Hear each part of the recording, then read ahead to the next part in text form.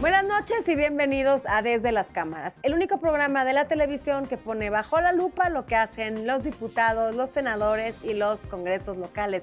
Néstor, ¿ya donaste para el juguetón? Ya doné desde la semana pasada y la pregunta es si Adriana... Yo ya doné, pero ¿Ah, ya? hay buenas noticias, Néstor. Los que todavía no han donado tienen hasta el 6 de enero para regalarle a los niños un regalo, una sonrisa con este programa del juguetón.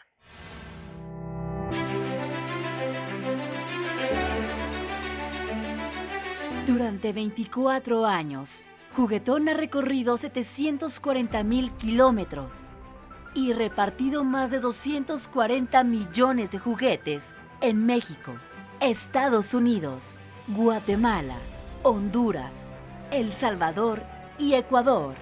Y hoy está de fiesta. La campaña más grande del mundo en recaudación y donación de juguetes cumple 25 años de trabajar con un solo objetivo: ayudar al desarrollo de niños que viven en situación vulnerable. Por eso, año con año, Juguetón suma esfuerzos con muchas empresas, instituciones y miles de personas para llevar la ilusión de los Reyes Magos a esas comunidades a las que no pudieron llegar. Tú eres el invitado más importante. Súmate a Juguetón y ayúdanos a provocar millones de sonrisas. Y ahora vamos con la entrevista que nos preparó nuestro compañero Víctor Sánchez Baños. Para fortalecer a una sociedad es importante también fortalecer su sistema educativo.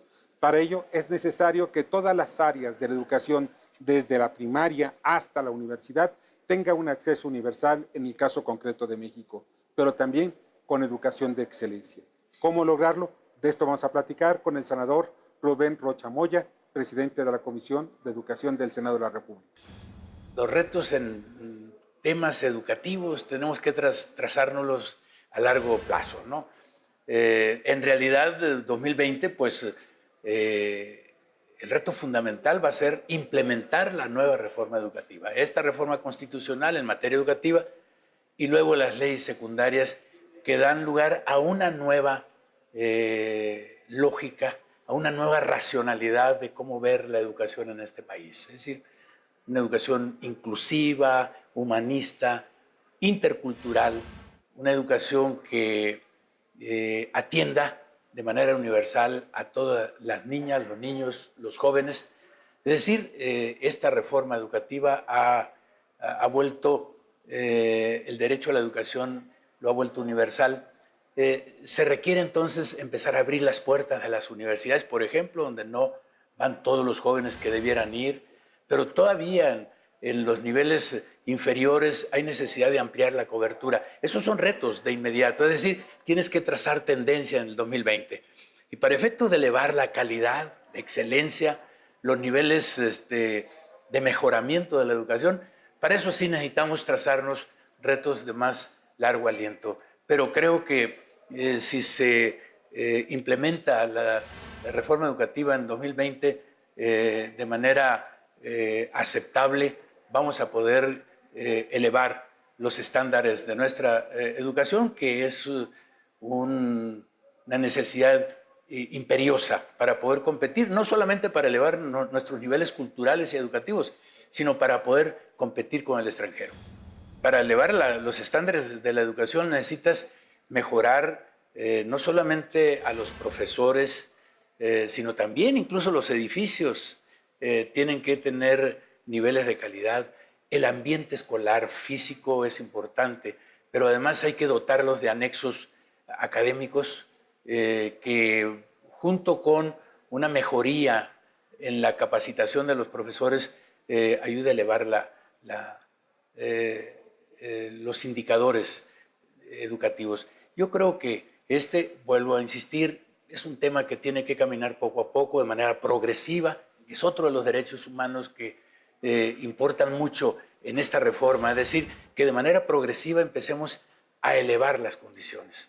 Hay que enseñar en lengua original a nuestros niños indígenas, hay que enseñar a usar el lenguaje de señas para el caso de los sordos, que por ser sordos son mudos, etcétera, ¿no? Entonces necesitamos incorporar una serie de elementos que cuestan, que suponen presupuesto y que solo de esa manera vamos a empezar a elevar esos niveles culturales que hablan de la interculturalidad que tanto nos debe importar porque somos una nación muy plural. Pero lo primero que hay que hacer es, hay que capacitar a los maestros primero, para efecto de convocarlos a una educación inclusiva, es decir, los jóvenes con capacidades diferentes o con discapacidad o los jóvenes talento debieran de estar junto con el joven regular en la misma aula. Eso es lo que se llama educación inclusiva. Y para que lo sea y para que los puedas atender adecuadamente necesitas maestros con capacidad, primero, para detectar la discapacidad del ojo, del oído o mental, y luego poder atenderlos y no disminuir y no de manera disminuida de frente al alumno regular. Esta es una primera cosa. Entonces, el gran reto que se está planteando esta reforma educativa es capacitar, formar profesores para una educación igualitaria, que rompa barreras. Y, desde luego, hay muchos casos que las discapacidades son tan acentuadas que los requieres tratar en educación especial. También habrá educación especial, pero aspiramos a que la educación especial sea excepcional, que fundamentalmente a todos los niños, a las niñas, a los jóvenes, se atienda en el aula regular, normal. Para eso, insisto, la formación de profesores es fundamental. Los mexicanos hemos visto que a través del tiempo tenemos más acceso a la información y también a la educación. Por ello es fundamental que los mexicanos tengamos también niveles más elevados en materia educativa para que logremos tener todas las herramientas competitivas, no solamente en México, sino también con otros similares en el extranjero. Es fundamental que cada peso que se invierta esté destinado precisamente a esa labor, a mejorar día a día la educación. Gracias, Víctor. Y llegó el momento del comentario de nuestra especialista en temas financieros, Alicia Salgado. Alicia. Hola muchachos, ¿cómo están? Revisando las iniciativas que están pendientes en la Cámara de Diputados y Senadores y que podrían ser discutidos en foros o parlamentos abiertos en enero, tenemos uno que es pues por demás interesante y tiene que ver con las pensiones a los adultos mayores y también la edad de jubilación. Más o menos a fines de octubre, el presidente Andrés Manuel López Obrador, durante una mañanera, dijo que la intención podría ser elevar de 65 a 68 años la edad de jubilación en nuestro país, pero eso no está incluido en ninguna de las legislaciones que se introdujeron. Dijo que hay que discutirlo y verlo hacia adelante. Sin embargo, esa misma ocasión comentó que dentro de la iniciativa que dio lugar a la formación del Instituto de Bienestar para la Salud, que entra en vigor a partir del 1 de enero y que sustituye al Seguro Popular, se incluye también una obligación de seguridad social que lleva la pensión de adultos mayores a la población vulnerable o que no tiene seguridad o pensión asegurada. Él decía que la pensión tiene que ser una obligación que deba cubrir el Estado sí o sí y deben asegurarse los fondos suficientes para que estos pensionados lo reciban. Son alrededor de 2.500 pesos mensuales los que recibe un jubilado por la pensión de bienestar, como le llaman ahora, pero que pues a todas luces hace justicia social. El tema es asegurarte efectivamente de que ellos lo reciban. Como sea, en la ley del Instituto del Bienestar para la Salud no está incorporada y podría suponerse un adendum, o sea, una iniciativa que mejore o fortalezca esa capacidad de seguridad social que pueda tener la población abierta, que le llaman. Esto es, población que no tiene pago o seguro en el Instituto Mexicano del Seguro Social, en el Instituto de Trabajadores al Servicio del Estado o en cualquier otra institución, porque recordemos que muchos estados de la República mantienen instituciones de seguridad social donde están sus trabajadores. Yo pongo finalmente este tema bajo la lupa desde las cámaras, sabiendo que habrá de discutirse pronto.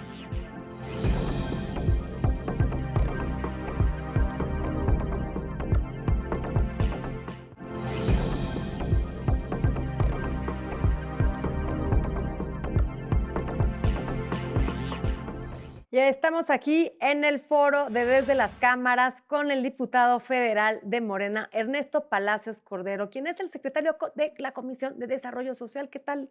¿Cómo estás, diputado? Muy bien, Adriana, un gusto estar acá. Néstor, un gusto. Pues un tema que nos atañe a todos los mexicanos, sobre todo en los que vivimos en grandes capitales, que padecemos del tráfico y pues que todavía no vemos un derecho a la movilidad. Tú nos traes esta solución. Platícanos sobre tu iniciativa.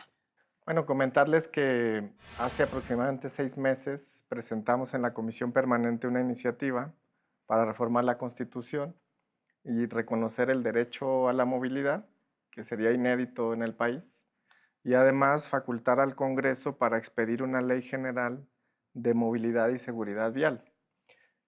Con la buena noticia de que ahora en el mes de diciembre el Senado de la República aprobó ya una reforma que tenemos los diputados como minuta, que justamente establece el derecho a la movilidad y nos faculta como Congreso para que haya en el país por primera vez también una ley general de movilidad y seguridad vial.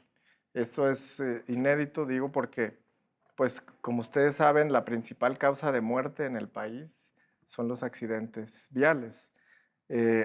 Es un cambio de paradigma lo que implica el derecho a la movilidad. O sea, es un país pensado y las grandes urbes pensadas en función del automóvil, de los vehículos automotores, y la idea es atender estas necesidades del siglo XXI, que haya una movilidad sustentable, que se priorice al peatón, el uso de ¿Cómo las se puede bicicletas. hacer una movilidad sustentable? Bueno, hay que revisar el tema de la política pública. Para empezar, en este país no ha existido una política nacional en materia de movilidad. ¿Cuáles son las ciudades de más tránsito en la República? La Ciudad de México, evidentemente, Jalapa. Guadalajara, Guadalajara, Monterrey. Monterrey, Torreón, son las grandes urbes. Tijuana. También decirles que el derecho a la movilidad impacta el ejercicio o no ejercicio de otros derechos. Todos los días las personas hacen uso de la movilidad para trasladarse a su trabajo, para las escuelas, para poder atender Centros de salud, los centros de el salud. comercio. Pero, Así a ver, es. diputado, hay una cosa que veo de un profundo desfase. La movilidad se ha convertido, sin duda, en un tema muy, muy importante en nuestro país y ha sido bandera de muchos partidos Y de políticos. moda, porque se menciona mucho, pero poco se hace. Pero hay un tema que me parece relevante. Parece ser que, digamos, todas estas instrumentaciones para inhibir el uso del automóvil, darle más derecho al peatón, van mucho más rápido de la construcción y generación de alternativas de transporte público que hagan que pues uno no ocupe el coche. Un ejemplo, crecen las esquinas de las banquetas, constriñen los carriles en una calle no sé, la colonia Roma, y luego le meten un carril de ciclistas, y entonces nada más queda un carril para los coches. Bueno, la gente que ya no va a querer usar coche porque es más difícil, te tardas más, es más complicado, ¿cómo se transporta? Porque la verdad es que no se construye metro, no hay mejores vías. Bueno, cuando los carriles confinados para los camiones, pues la gente se tiene que estacionar y tiene que brincar unos volardos.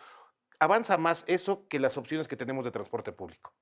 Bueno, desde luego es un avance. Yo quiero aprovechar para reconocer a las organizaciones que han trabajado toda la vida en estas adecuaciones urbanas, arquitectos, ingenieros, sobre todo la sociedad civil. Es un triunfo de la sociedad civil. Esta reforma seguramente se va a aprobar, pero tiene que ver con una visión integral, porque es movilidad, es infraestructura, es espacio público, es medio ambiente. Entonces, se trata de darle salidas integrales y no solamente ver una parte, que eso es lo que estamos tratando de empujar. Por eso la importancia de que haya una ley general de movilidad que no atiende solamente el tema de la seguridad vial, sino que tiene que ver con el uso y disfrute de otros derechos. Pero yo creo que se trata de ordenar este desarrollo urbano desde la visión de la persona, no desde la vida. Eso sí hay que mostrar que el cambio de paradigma tiene que ver que en el centro están las personas y no el desarrollo de infraestructura vial para los vehículos. El transporte público, como bien señalas, es fundamental porque si no hay un transporte público de calidad, entonces la gente va a seguir recurriendo al uso del vehículo. Estamos ahorita en el Ajusco, estamos en el periférico y las alternativas de transporte público son dos. El metro más cercano a esta estación televisora está a kilómetros de nosotros. Una No vemos alternativa pasar es el uso de las camiones, motocicletas, por ejemplo. Bueno, y que es una hay buena motocicletas alternativa. eléctricas que son amables, amigables con el medio ambiente, también puede ser una alternativa. Y desde luego, la cuestión es que el derecho a la movilidad tiene que ver con que las personas puedan trasladarse en condiciones de accesibilidad, de inclusión. Tiene que ver con que también se pensaron las grandes urbes sin tomar en cuenta a las personas con discapacidad, a las personas adultas mayores, a los grupos más vulnerables que invariablemente tienen que hacer uso de la movilidad. Pues sí, diputado, sin duda un gran tema. Y bueno, cambiando un poco del tema, se aprobaron muchas cosas en esta legislatura tan polémica, como le decimos Néstor y yo, la legislatura de la 4T. Uno de los temas que más aplaudimos es la eliminación de estos factureros que tanto le han hecho daño al país. Platícanos un poco. Bueno, yo creo que es parte de un paquete de reformas. Yo digo, el tema de la eliminación de las famosas condonaciones de impuestos es muy importante. Y ahora, pues que se hace delito grave, el hecho de que se acostumbraba en este país, pues evadir impuestos. Las facturas falsas, la realización de facturas falsas, se volvió el quehacer de Para que empresas. la gente que nos está viendo sepa de la gravedad de estas facturas falsas, se dejan de construir hospitales, escuelas, carreteras, generaron un gran atraso en este país. Y bueno, ahí siguen los factureros, ¿eh? Menos de, digamos, un poco más de 400,000 millones de pesos, nos decía el gobierno, que dejan de ingresarse a las arcas y que dejan de invertirse en lo que tú comentas, en el bienestar, en las escuelas. Es el presupuesto quizá de un año de muchas instituciones que tienen que ver con el bienestar. Diputado, ¿qué otras legislaciones que se aprobaron en este año? Bueno, estamos empezando un año, estamos todavía revisando lo que se hizo el año pasado. ¿Qué otras legislaciones tú consideras que son las más relevantes y que no se les ha dado toda la difusión necesaria? Porque ha trabajado O que mucho. no, o que se dejaron de aprobar, como el de la autorización de la marihuana, la legalización. Pues yo creo que ese es un tema muy importante porque incluso tiene que ver hasta con cuestiones de salud y de seguridad, que seguramente es de los temas que habrán de ser abordados.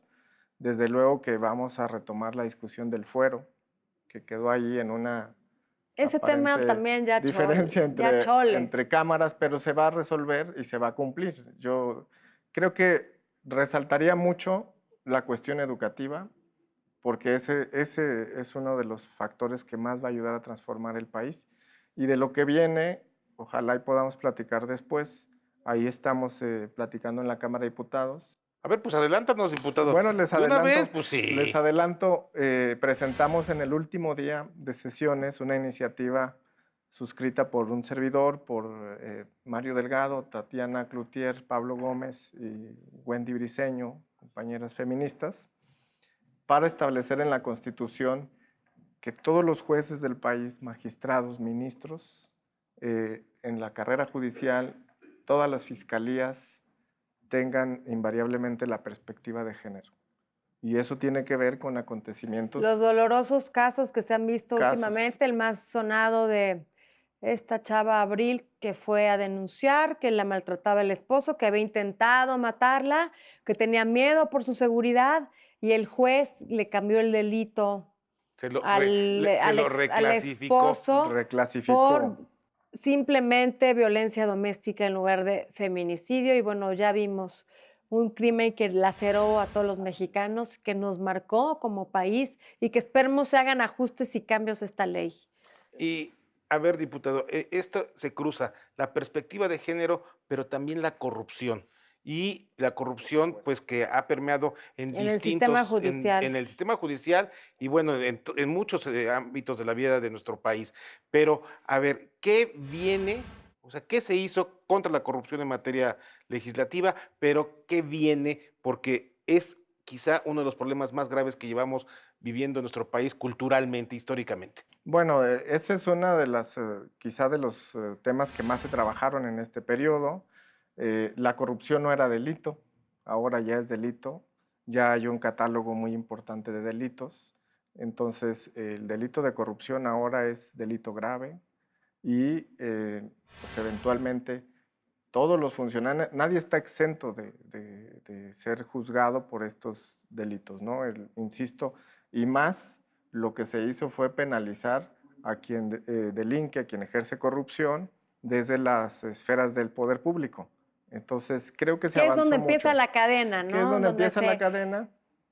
y donde- Emerge todo la línea esta de corrupción. Así es, y desde donde el servidor público se que perdían- recibe dinero por asignar libremente un contrato sin licitarlo y además, bueno, el hecho O de por recibir agilizar un dinero. trámite, porque además lo que sufre, esto es un tema, digamos, en términos económicos muy importante, el hecho de que se encarecen las obras públicas, con los moches y estas cosas, pero también en la vida común. En la vida El cotidiana, ciudadano- las mordidas a los policías. Esto es un cambio de mentalidad de los mexicanos, es un cambio, pues ahora sí que de ruta del país, porque desde muy jóvenes se escucha de vamos a darle el moche o la mordida al policía, vamos a dar un dinerito extra para que nos agilicen, o tengo palancas, o tengo charola, o estos son todos estos actos de corrupción. y También es- valdría la pena que desde el Congreso, en la educación cívica de los jóvenes, cambiar esa mentalidad del mexicano, del que no tranza, no avanza. Es el tema número 1 que la gente recuerda que fue un compromiso de campaña, que está en el programa de la 4T. Y yo pienso que se ha venido reformando lo que se ha tenido que reformar para cumplir con ese compromiso. Las grandes batallas contra el huachicol, que así inició el presente gobierno, y ahora tienen sustento legal, porque ya es delito grave, sumado al catálogo que tienen los servidores públicos, porque además de las mordidas, se iban grandes cantidades, miles de millones de pesos se iban en este capitalismo de compadres que se decía, y en la asignación de contratos y en la preferencia para ciertas personas, pero eso hoy es plenamente juzgable, castigable, entonces va a inhibir, sumado a lo de las facturas, ¿no? Yo pienso que Pues eso sí. es muy resaltable. Y creo que de todos modos, sí es un cambio mucho más cultural, estructural de la sociedad. Igual que el otro que yo les comentaba, vivimos en la necesidad de que haya justicia para las mujeres, que haya perspectiva de género. Y yo les quiero platicar que la Suprema Corte ya tiene protocolos, ya tiene tesis, incluso que obligan a los jueces a juzgar con perspectiva de género. Pero ¿qué pasa? ¿Cómo lo van a hacer si no tienen la formación sólida para entender qué es la desigualdad de género, por qué hay desventajas, por qué se pone en riesgo a una mujer que no tuvo medidas de protección, medidas cautelares? ¿Cuál es la diferencia entre un delito de violencia, de feminicidio o tentativa de feminicidio y un delito de violencia doméstica que el juez consideró que era del ámbito privado, una tentativa de feminicidio? Eso Pues es lo que vimos las queremos. consecuencias de este Batazos y mal juicio. estrangulamiento. Así es. Hazme favor, que ese Muchas juez es un juez de vergüenza. gracias. Muchas gracias, diputado Ernesto, por Por el estar contrario, esta Adrián, noche con muchas gracias nosotros a aquí ustedes. en Desde las Cámaras. Y no se pierdan, próximo jueves, 11:30 de la noche, el único programa que pone bajo la lupa, Néstor. El trabajo del Poder Legislativo, lo que hacen los legisladores en la Cámara de Diputados, en el Senado y en los congresos locales. Y feliz año nuevo desde las cámaras. Nos vemos el próximo jueves. Feliz año nuevo, buenas noches.